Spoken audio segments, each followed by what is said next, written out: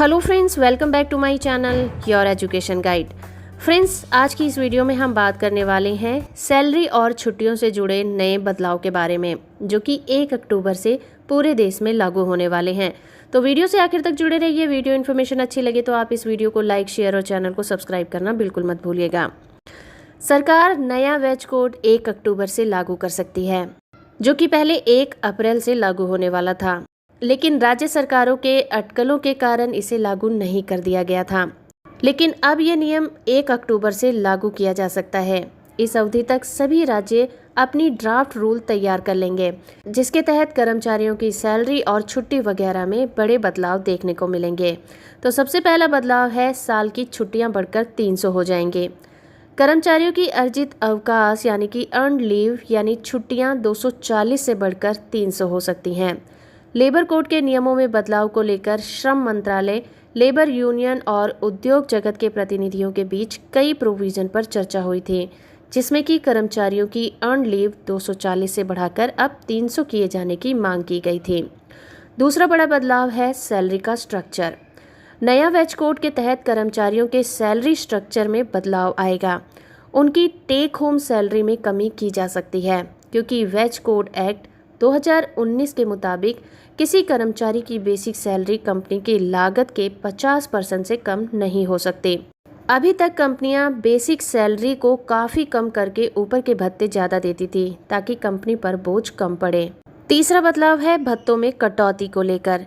किसी कर्मचारी की कॉस्ट टू कंपनी में 3 से 4 कंपोनेंट होते हैं।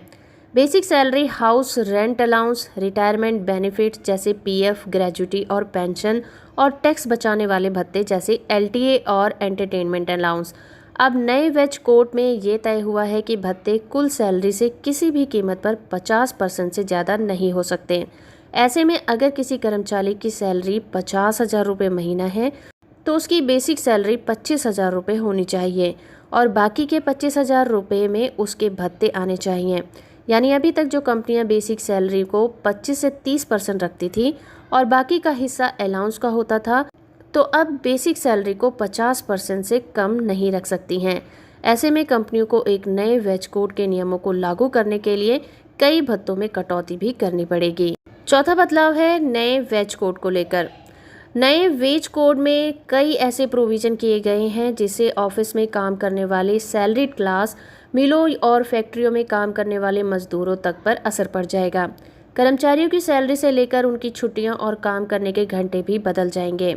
नए वेज कोड में कुछ प्रोविजन उनके लागू होने के बाद आपकी जिंदगी में काफी बदलाव आएगा। पांचवा बदलाव है काम के घंटों में बढ़ोतरी को लेकर।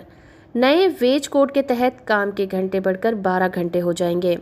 श्रम एवं रोजगार मंत्रालय ने बताया कि प्रस्तावित लेबर कोड में कहा गया है कि हफ्ते में 48 घंटे कामकाज का नियम ही लागू रहेगा। दरअसल कुछ यूनियन में 12 घंटे काम और 3 दिन की छुट्टी के नियमों पर सवाल उठाए थे। सरकार ने इस पर अपनी सफाई में कहा कि हफ्ते में 48 घंटे का काम ही नियम रहेगा। अगर कोई दिन में 8 घंटे काम करता है तो उसे हफ्ते में 6 दिन काम करना होगा और 1 दिन की छुट्टी मिलेगी। अगर कोई कंपनी दिन में 12 घंटे काम को अपनाती है तो बाकी 3 दिन उसे कर्मचारी को छुट्टी देनी पड़ेगी। अगर काम के घंटे बढ़ते हैं तो काम के दिन भी 6 की बजाय 5 या 4 ही होंगे, लेकिन इसके लिए कर्मचारी और कंपनी दोनों के बीच सहमति होना जरूरी होगा। तो फ्रेंड्स, ये थे 5 बड़े बदलाव जो कि 1 अक्टूबर से लागू होने वाले हैं।